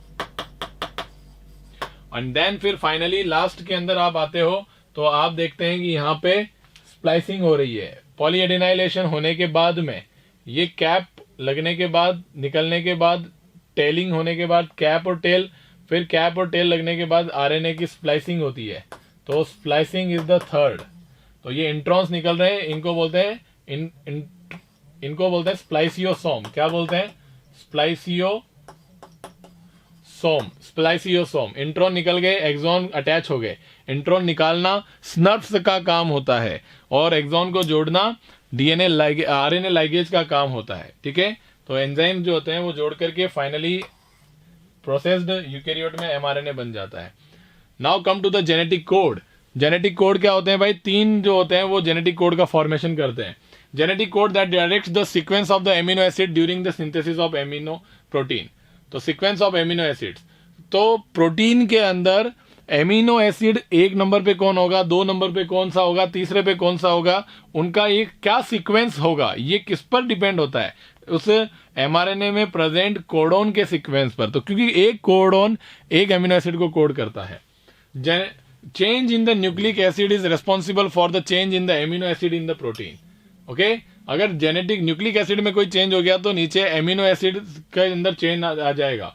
तो जॉर्ज गैमो, पहला एक साइंटिस्ट था जॉर्ज गैमो, उसने क्या किया? Gamow is the first scientist, George Gamow proposed that in order to code for all 20 types, अगर आपको 20 टाइप के एमिनो एसिड बनाने हैं तो कोड या codon should be made up of the 3 nucleotides. तो 3 न्यूक्लियोटाइड का कोडोन होना पड़ेगा अगर आपको 20 टाइप्स के एमिनो एसिड को कोड करना है सभी को। तो जॉर्ज गैमो ने सबसे पहले ये बता दिया कि एक कोडोन में 3 न्यूक्लियोटाइड्स होते हैं। Now come to the codon, sequence of the 3 nucleotides, यानी कि यहां पर 3 न्यूक्लियोटाइड का क्या सीक्वेंस होगा? That corresponds to a specific amino acids और stop signal during the protein synthesis और स्टार्टिंग। एमिनो एसिड को कोड करता है और दूसरा स्टॉप सिग्नल देता है। ऐसा 3 का एक सीक्वेंस, उसको हम कोडोन बोलते हैं। अब आए हरगोबिंद खुराना। हरगोबिंद खुराना ने give rise to the checker board for the genetic code. तो इन्होंने जेनेटिक कोड के लिए आपको एक चेकर बोर्ड दिया। क्या दिया? Checker board for the genetic code. तो ये चेकर बोर्ड जो है ये हरगोविंद खुराना ने दिया जेनेटिक कोड के लिए कि कौन कौन से जेनेटिक कोड पॉसिबल हो सकते हैं जो आपको पता होना चाहिए। जैसे आपको पता है 3 पोजीशन होती है, first position, second position, third position, first, second और थर्ड। तो फर्स्ट पोजीशन को उसने ऐसे लिख दिया, और यही तो होते हैं आरएनए के अंदर, प्यूरिन और पायरिमिडिन। तो ये तो हो गए प्यूरिन, यस और नो, और ये हो गए पायरिमिडिन। तो प्यूरिन्स और पायरिमिडिन को यहां पे रख दिया ला करके, और पायरिमिडिन को, ओके। तो प्यूरिन पायरिमिडिन को यहां पे रखा फर्स्ट पोजीशन पे, फिर सेकंड पोजीशन पे प्यूरिन और पायरिमिडिन को रख दिया, करेक्ट। और थर्ड पोजीशन पे आप देखिए यहां पर एक बॉक्स के अंदर यहां पे दोनों प्यूरिन पायरिमिडिन को यहां पे एक एक बॉक्स में रख दिया। तो थर्ड पोजीशन ऐसे रहेंगी। तब जाकर के एक स्क्वायर के अंदर कितने मिलेंगे? 4 कोडॉन मिलेंगे। तो टोटल स्क्वायर कितने मिल रहे हैं आपको? आप देखिए यहाँ पे टोटल स्क्वायर्स कितने हैं? 16। तो 16 into 4 is equal to 64 codon. तो 64 कोडॉन जो होते हैं वो कितने को कोड कर रहे हैं? 20 एमिनो एसिड्स को कोड कर रहे हैं 64 कोडॉन। नहीं, इनमें से 3 कोडॉन ऐसे हैं -3। तो टोटल 61 कोडॉन जो है वो एमिनो एसिड्स को कोड करेंगे 21 एमिनो एसिड्स। तो -3 3 कौन से कोडॉन है? स्टॉप कोडॉन है। तो कोडॉन वो होते हैं जो एमिनो एसिड को कोड करते हैं और स्टॉप सिग्नल देते हैं। स्टॉप सिग्नल को करने वाले कोड जो है वो आपके पास में 3 कोड ऐसे होंगे जो स्टॉप कोडॉन होते हैं, UAG, UGA, UAA। तो ये देखो स्टॉप कोडॉन है ना, और ये रहा स्टॉप कोडॉन। तो 3 स्टॉप कोडॉन है, बाकी सारे एमिनो एसिड को कोड करने वाले होते हैं। Clear?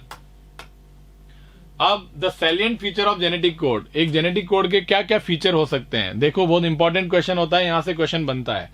The codon is triplet, और 61 codon code for the amino acid, 3 codon do not code for amino acid, that are called the stop codons. Ambiguous codon जो होता है वो एम्बिगुअस होता है, सॉरी अनएम्बिगुअस। अनएम्बिगुअस का मतलब होता है कोई शक नहीं कर सकता इस पे। एम्बिगुअस वो होते हैं जिन पे शक होता है। ये कहता है मेरे जितना क्लियर तो कोई है ही नहीं, इसलिए तो मैं अनएम्बिगुअस हूं। इसका क्या मतलब हुआ? 1 codon code for only 1 amino acid, मतलब एक कोडॉन जो होता है वो एक ही एमिनो एसिड को कोड करता है। अगर आपको कोई बोल दे कि एक कोडॉन एक से ज्यादा एमिनो एसिड को कोड करता है क्या? नो, बिल्कुल शक नहीं करने का है। एक कोडॉन एक ही एमिनो एसिड को कोड करता है, ठीक है। तो इसको बोलते हैं अनएम्बिगुअस, ठीक है। अब आप बोलोगे कि सर एक बात बताइए, एक कोडॉन ये है तो ये एक ही टाइप के एमिनो एसिड को कोड करेगा? कोई भी हो सकता है। तो ये कोडॉन कभी बेवफा नहीं होता। कोडॉन अपने एमिनो एसिड के लिए वफादार होता है। उसको बोल दिया गया कि तुम्हारा काम इस फलाना एमिनो एसिड को कोड करने का है, तो वो ऑलवेज उम्र भर वही काम करेगा, उसी एमिनो एसिड को कोड करेगा। लेकिन बेवफा कौन होता है? Amino acid. कोडॉन सिर्फ एक ही टाइप के एमिनो एसिड से प्यार करता है, लेकिन ये एमिनो एसिड बेवफा है। इस एमिनो एसिड को कई सारे कोडॉन लगे पड़े हैं। तो ऐसा नहीं है ये एमिनो एसिड, ये कोडॉन सोच रहा था कि इस एमिनो एसिड को केवल मैं ही कोड करता हूं, लेकिन ऐसी बात नहीं थी। इस एमिनो एसिड को एक से ज्यादा एमिनो एसिड भी क्या करते हैं? कोड करते हैं। तो बताइए, इस बेचारे कोडॉन का दिल टूट गया, डीजनरेट हो गया, तो इसको हम बोलते हैं डीजनरेसी ऑफ कोडॉन। डीजनरेसी का मतलब स्पेसिफिसिटी नहीं है। स्पेसिफिसिटी तो तब होती है कि ये एमिनो एसिड केवल इसी कोडॉन से कोड होता है। नो, एक एमिनो एसिड, भाई एमिनो एसिड तो कम है, कोडॉन 61 है, तो ऑब्वियस कॉमन सेंस बोल रहा है यहां पर कि एक amino acid more than codon से कोड हो रहा होगा, तो फिर कोडॉन स्पेसिफिक नहीं हुआ ना। तो इसलिए हम कह सकते हैं, सॉरी, कोडॉन जो है वो डीजनरेट हो गया। तो some amino acids are coded by the more than 1 codon. तो अगर कोई सारे एमिनो एसिड नहीं है, 20 के 20 एमिनो एसिड सभी से कोड नहीं होता। कुछ एमिनो एसिड ऐसे हैं जो एक से ज्यादा कोडॉन से कोड हो जाते हैं। तो ये जो कैरेक्टर है वो कोडॉन को डीजनरेसी देता है, डीजनरेट हो गया codon. No punctuations, the codon is read in mRNA in continuous fashion.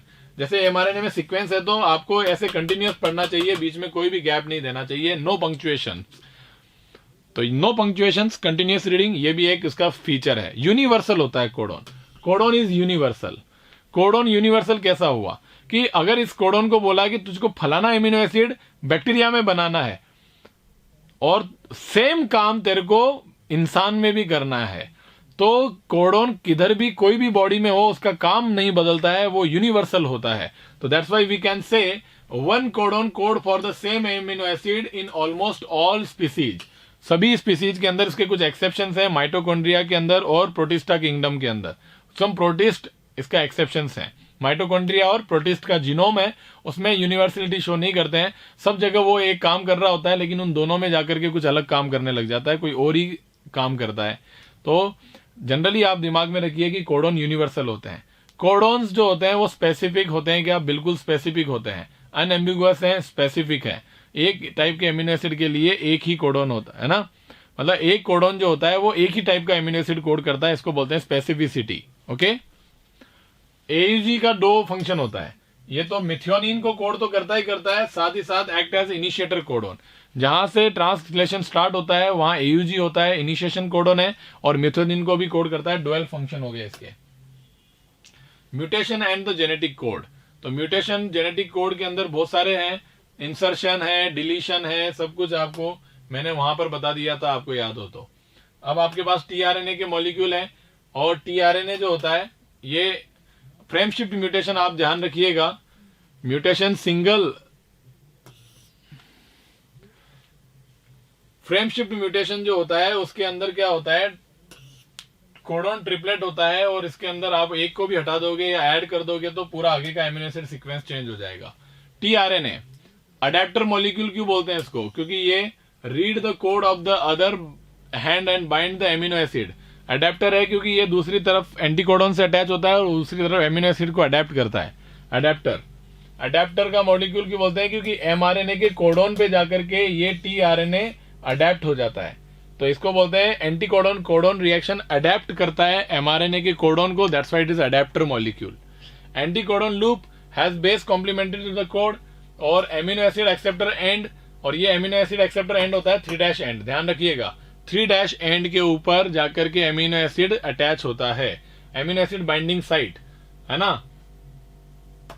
Specific for each amino acid, tRNAs are specific for each amino acid, मतलब एक एमिनो एसिड के लिए, यानी कि एक टीआरएनए जो होता है, अकेला टीआरएनए एक ही टाइप के एमिनो एसिड को कोड कर सकता है। भाई जब एक कोडोन एक ही एमिनो एसिड को कोड करेगा तो उस कोडोन का एंटीकोडोन वाला टीआरएनए उसी एक ही टाइप के एमिनो एसिड को कोड करेगा, यस और नो। तो बताइए टोटल कोडोन के बेसिस पे कितने टाइप के, टोटल जितने कोडोन होंगे उतने ही टीआरएनए होंगे, तो टोटल टीआरएनए कितने होंगे, 61 टीआरएनए होंगे on the basis of different types of codon, और एमिनो एसिड के बेसिस पे 20 टाइप्स ऑफ टीआरएनए होंगे। स्टॉप कोडोन के लिए कोई टीआरएनए नहीं होता है। Okay, clear. तो इनिशिएटर टीआरएनए कैरीज द, अब सबसे पहला जो ट्रांसलेशन स्टार्ट करते हैं तो टीआरएनए आता है, वो आता है एयूजी वाला। तो एयूजी वाला जो इनिशिएटर टीआरएनए होता है वो क्या कैरी करता है, फॉर्माइलेटेड मिथियोनिन, जिसको बोलते हैं F methionine. It helps in the initiation of translation. तो initiation tRNA it carries formylated methionine और it helps in the initiation of translation. तो इनिशिएटर टीआरएनए जो होता है वो ट्रांसलेशन की शुरुआत करने में हेल्प करता है, और इसके ऊपर जो मिथियोनिन होता है वो फॉर्माइलेटेड मिथियोनिन होता है, याद रख लेना। No tRNA for stop codon. The secondary structure of tRNA look like the clover leaf. तो ध्यान रखना सेकेंडरी वर्ड बहुत इंपॉर्टेंट है, और इसका 3D स्ट्रक्चर जो होता है वो होता है एल शेप। तो ये दो नाम याद रखना, secondary structure 2D structure clover leaf, 3D structure L shape होता है। प्राइमरी स्ट्रक्चर ये देखो 3' पर ये लगा हुआ है, ये एमआरएनए है, और ट्रांसलेशन की डायरेक्शन भी कौन सी होती है, 5' to 3' डायरेक्शन में ट्रांसलेशन होता है। नया टीआरएनए आएगा ये जुड़ेगा, नया टीआरएनए जाएगा जुड़ जाएगा।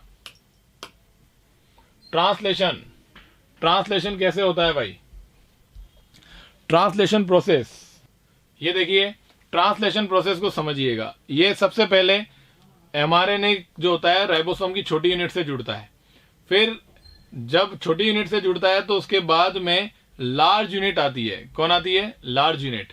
और फिर पहला जो है वो एमआरएनए स्मॉल राइबोसोम से जुड़ता है यूनिट से, और फिर यहां पर टीआरएनए आता है, और टीआरएनए आकर के अटैच हो जाता है। तो पहला टीआरएनए ये था वो अटैच हो गया। Okay, clear.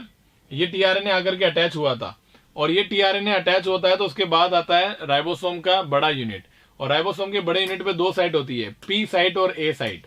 तो बैक साइड के अंदर होती है 5' एंड की तरफ में पी साइट, और 3' एंड की तरफ फ्रंट की डायरेक्शन में होती है ए साइट। ए साइट ऑलवेज नए टीआरएनए को एक्सेप्ट करता है। तो आप सोचो ये ए साइट है और ये पी साइट है, अभी दोनों जुड़े हुए हैं एक दूसरे से, है ना। अब ये बॉन्ड बनने वाला है।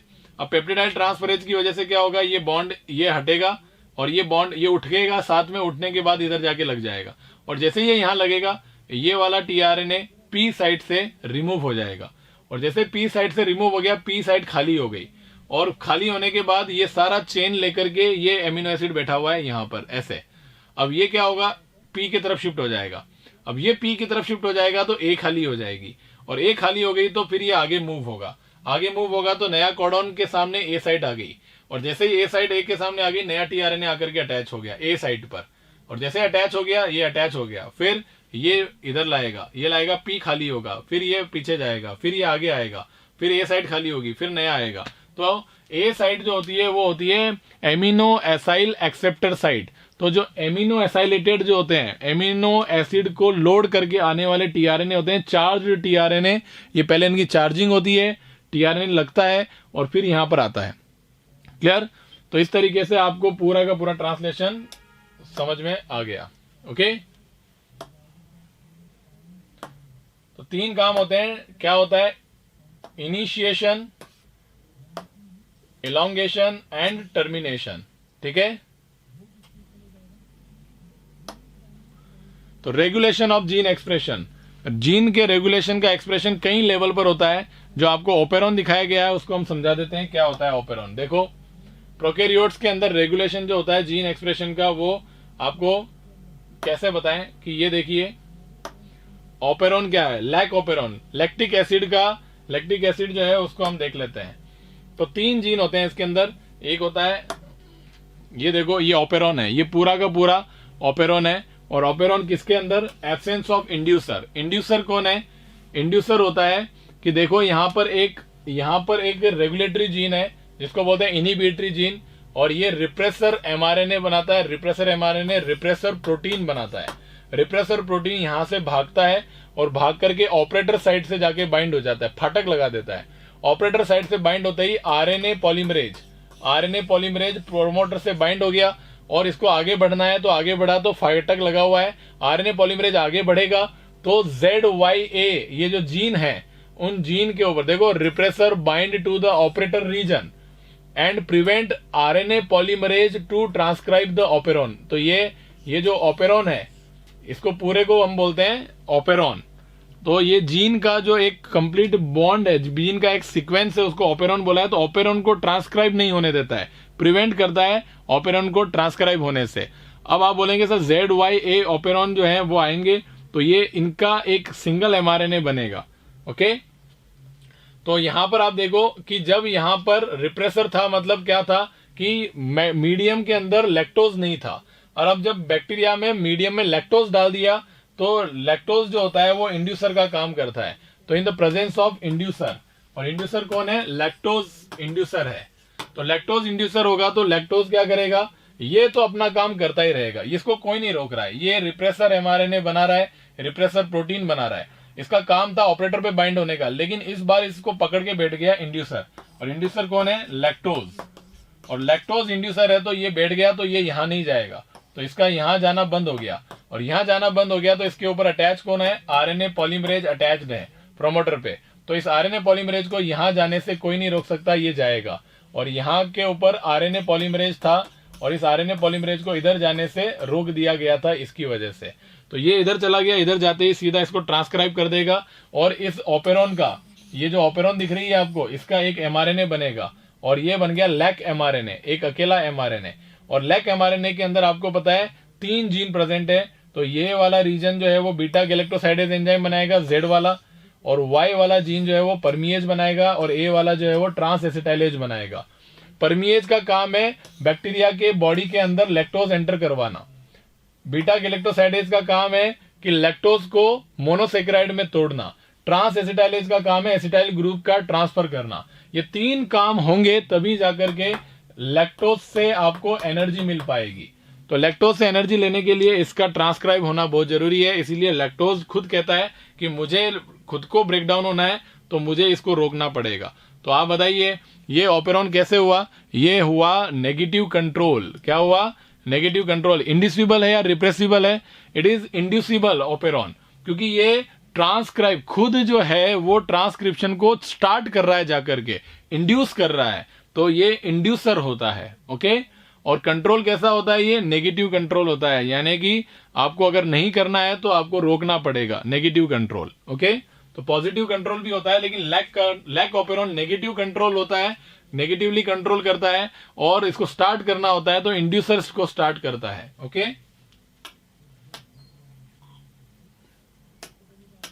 तो ये ऑपेरॉन हो गया। ह्यूमन जीनोम प्रोजेक्ट का सारा आपको खुद को रीड करना है।